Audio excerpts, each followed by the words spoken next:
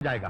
वो दो मुख वाला साहब कहीं हम पर हमला न कर बैठे। डट, वो रवि आपकी कुर्सी पर बैठा हुआ है। क्या? मेरी कुर्सी में बैठा है? जी। गधा नकली पंजे लगाकर शेर से मुकाबला कर रहा है। चलो देखते हैं। तेरी ये हिम्मत मेरी कुर्सी पे बैठा है? चलो। क्यों हॉट हो रहे हो बड़े ससुर जी? बक बक मत कर। कल तक हमारे मजदूरों की खाकी वर्दी पहनकर कौवे की तरह घूमता फिरता था और आज मेरी कुर्सी पे बैठा है। तो क्या हुआ बड़े ससुर जी? आपका दामाद हूँ, आधी जायदाद का हकदार हूँ। क्यों डार्लिंग? यस डार्लिंग, तुमने बुलाया? ए लड़की, तेरा दिमाग खराब हो गया है? मैं यहाँ हूँ, तेरा अंकल यहाँ है, तेरी जुबान से ये डार्लिंग शब्द निकला कैसे? मजबूर हूँ डैडी। हिंदू धर्म में तो पति भगवान के समान होता है ना, लाइक गॉड।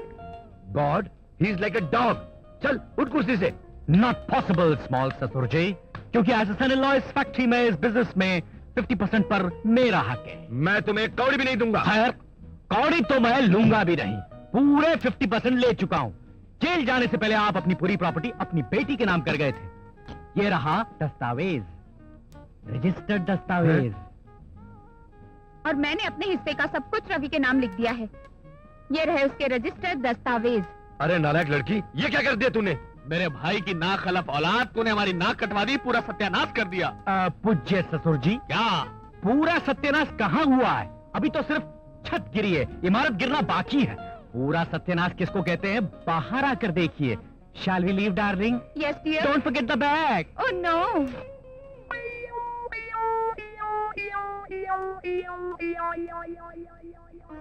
प्यारे मजदूर साथियों, आपके नेता कॉमरेड चंद्रशेखर का साला होते हुए जब पहली बार मैंने इस फैक्ट्री में कदम रखा तो आप लोगों ने मुझे नफरत की निगाह से देखा था। इन दो कौड़ी के लोगों को गेट से बाहर होना चाहिए था। तुम इन्हें लेकर अंदर कैसे आ गए? तमीज से बात कीजिए बड़े ससुर जी, वरना आपको खुद इस फैक्ट्री के गेट से बाहर जाना पड़ेगा। आप लोग मुझ पर भरोसा करके अंदर आ गए, इसलिए जिन मजदूर भाइयों को निकाला गया था, मैं उन सबको वापस नौकरी पर रख रहा हूं। शुक्रिया। माँ जी, मैं आपके शौहर को दोबारा जिंदगी तो नहीं दे सकता, लेकिन हाँ, आपके शौहर की मौत के हर जाने के लिए और मजदूरों की भलाई के लिए अपनी जान देने वाले मेरे जीजा जी की याद में मैं आपको 1 लाख रुपए दे रहा हूँ। जीते रहो बेटा। रवि बाबू! रवि बाबू! रवि, तुम क्या समझते हो? तुम अपनी मर्जी से हाथ खोलकर हमारी दौलत लुटाते रहोगे और हम हाथ बांधे खामोश खड़े रहेंगे? तुमने जिस को नौकरी पर रखा है, हम उन्हें दोबारा निकाल देंगे और तुम्हें भी उस दुनिया में भेज दिया जाएगा जहां तुम्हारे जीजा जी को भेज दिया गया था। अन्याय और अधर्म की जमीन पर जो तुमने दौलत का महल खड़ा किया है, उसकी बुनियादों को मैं हिला दूंगा। जिस जुल्म को मिटाने के लिए मेरे जीजा जी ने अपना खून पानी की तरह बहाया, उस जुल्म को मैं मिटा दूंगा। अपनी बहन के सूने माथे पर खून का टीका लगाने की कसम खाई है मैंने, और मैं तुम्हें बर्बाद करने के लिए आया हूँ। और जब तक मैं तुम लोगों को हथकड़ी नहीं पहना दूंगा, मौत भी मेरे करीब नहीं आ सकती। ये याद रखना। क्या इसका कोई इलाज नहीं? इलाज है। चौरंगी लाल दो मुखिया। अब यहाँ क्या लेने आए हो? अपनी बेटी की शादी तो तुम कहीं और कर चुके हो। चौरंगी लाल जी, हम तो अपनी रेनू का हाथ आपके भाई के हाथ में देने की तैयारी कर रहे थे, लेकिन बीच में वो बदमाश गिद्ध की तरह आया और झपटा मारकर हमसे हमारी बेटी ले गया और आपसे आपकी होने वाली बहू। उसने हमारा अपमान किया, लेकिन आपके मुंह पर जूता मारा है। उसका बदला लो चौरंगी लाल जी, उसका बदला लो। चौरंगी को जब कोई ललकारता है तो उसका खून चौराहे पे बहता हुआ नजर आता है। मैं उसका खून करवा डालूंगा। नहीं, मेरी बेटी विधवा हो जाएगी। शास्त्रों के अनुसार पति के मरने के 11 दिन बाद पत्नी विधवा होती है। अरे उसको तो मारकर हम 11 घंटे के अंदर अपने भाई से दोबारा उसकी शादी कर देंगे और तुम्हारी बेटी के माथे पर दोबारा नई बिंदिया चमक उठेगी। क्यों छोटे? मुझे मंजूर है भैया। अगर हम जैसे बुरे आदमी इकट्ठा हो जाएं, तो एक मामूली शरीफ आदमी को मारना कोई मुश्किल काम नहीं है। चलो मैदान जंग में और हमले की तैयारियां शुरू करो। चलो।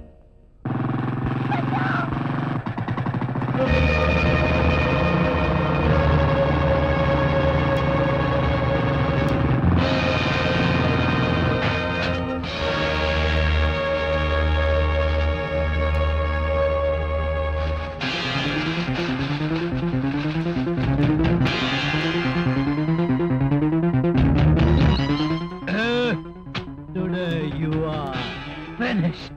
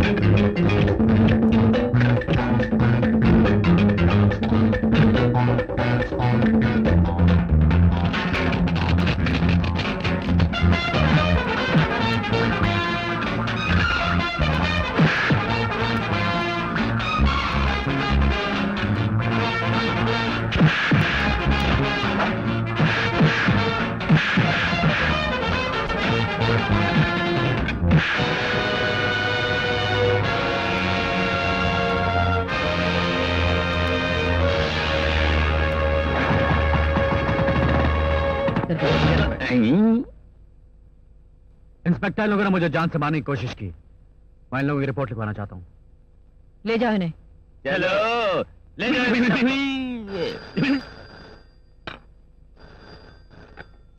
यस, झांसी।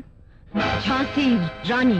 ओके, हो सकता है तुम रानी हो, मगर हम अंधेर नगरी के महाराजा हैं। Shut up. पावर मिल जाने के बाद जबान से तमीज की लगाम नहीं छूटनी चाहिए इंस्पेक्टर साहिबा।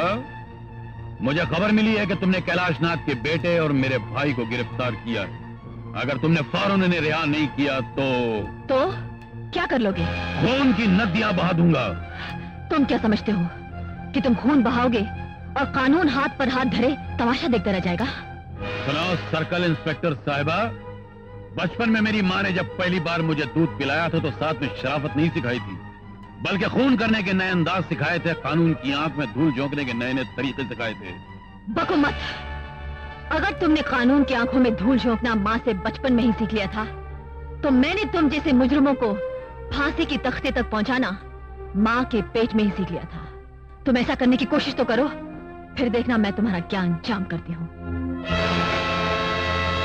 भाई और बहनों, आपका ये चौरंगी लाल दो मुखिया जो अक्सर घर की चार दीवारी में बैठकर जनता के नाम डबल स्टेटमेंट जारी करता है, कौम के नाम बयान देता है, आज घर से बाहर निकलकर जनता को बुलाकर ये मीटिंग बुलाकर आपके बीच खड़ा है। क्यों? जरा अपने दिमाग पर जोर डालकर सोचिए कि प्रजातंत्र में जो कानून जनता की रक्षा के लिए बनाए गए हैं, आज पुलिस उसी कानून को लाठी बनाकर जनता का सर तोड़ रही है। ये पुलिस अपने रिश्तेदारों की मदद करती है, ये पुलिस उनकी गलतियों को नजरअंदाज करती है। तो मैं पूछता हूं कि ये जनता राज है या पुलिस राज है? अरे ये कैसे कौम के हमदर्द है, ये कैसे जनता के लीडर है? तालियां! मैं इन वर्दी वालों से कहता हूं कि मैं अपनी प्यारी जनता के लिए अपनी जान तक कुर्बान कर सकता हूं। इन पुलिस वालों को चेतावनी देता हूं जो गरीब जनता को डराने के लिए आ रही है कि मैं यहां से बिल्कुल नहीं हिलने वाला। कुतुब मीनार हिल सकता है मगर मैं नहीं हिल सकता। Stop this meeting. मेरी चलती हुई जबान को आज कोई नहीं रोक सकता। मिस्टर चौरंगीलाल, सरकार की तरफ से तुम्हें यहाँ मीटिंग करने की इजाजत नहीं दी गई। अरे इजाजत तुम दोगी भी कैसे? मेरे बेटे और इनके भाई को तुमने गैर कानूनी तरीके से जेल में बंद कर रखा है और अब हमारे शहरी अधिकारों को अपने पैरों तले रौंदने चले आई हो। बकवास बंद करो। देखो भाइयों, इस जुल्म की देवी को अपनी आंखों से देख लो। मैं कहती हूँ ये मीटिंग फौरन बंद करो। आप लोगों से गुजारिश है कि आप इस जगह को फौरन खाली कर दें, क्योंकि ये मीटिंग समाज द्रोहियों ने अशांति फैलाने के लिए बुलाई है। कृपया करके आप यहाँ से फौरन चले जाइए। मेरे गरीब भाइयों, बहकावे में आकर मत जाइए, बैठ जाइए। मिस्टर चौरंगीलाल, मैं आपको आखिरी वार्निंग देती हूँ कि आप शराफत से माइक छोड़िए और नीचे उतर आइए। माइक छोड़ दूं? कभी नहीं। जिस तरह करंट ढाल लेकर पैदा हुआ था, मैं अपनी माँ के पेट से माइक लेकर पैदा हुआ था। मेरी लाश के साथ ही माइक जाएगा, कभी नहीं छोड़ूंगा। Mister Mohan, arrested. माइक नहीं छोड़ेगा, हम भाई को प्रजातंत्र! महेंद्र पुलिस भाइयों, पुलिस के जुल्म के आगे सर झुकाने से बेहतर है कि मौत को गले लगा लो। मैं अब पुलिस की आंखें खोलने के लिए अपने आप को जिंदा जला रहा हूँ। मेरे भाई महेंद्र, पेट्रोल का डिब्बा लाओ।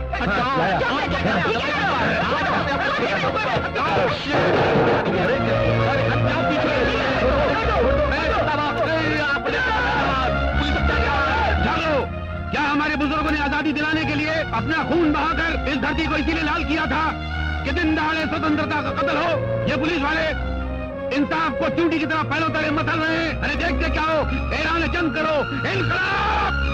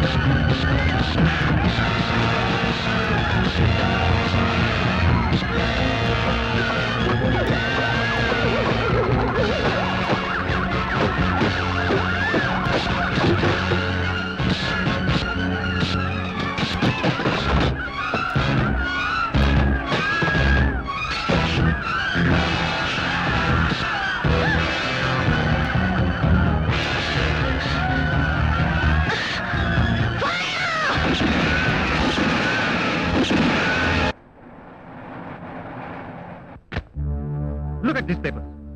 पुलिस फायरिंग से 4 बेगुनाहों की हत्या, प्रमुख उद्योगी कैलाश नाथ गिरफ्तार और सारी रियासत में हड़ताल।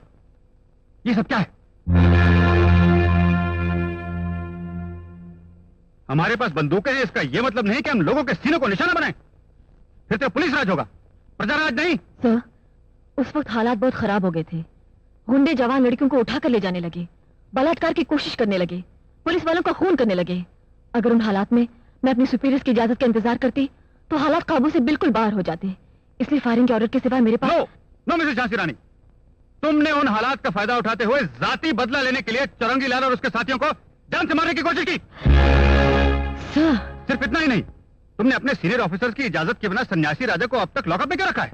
क्योंकि वो बहुत खास गवाह है सर। किस मुकदमे का गवाह? सर, मजदूरों के लीडर चंद्रशेखर के खून के मुकदमे का। चंद्रशेखर यानी तुम्हारा पति है ना? जी सर।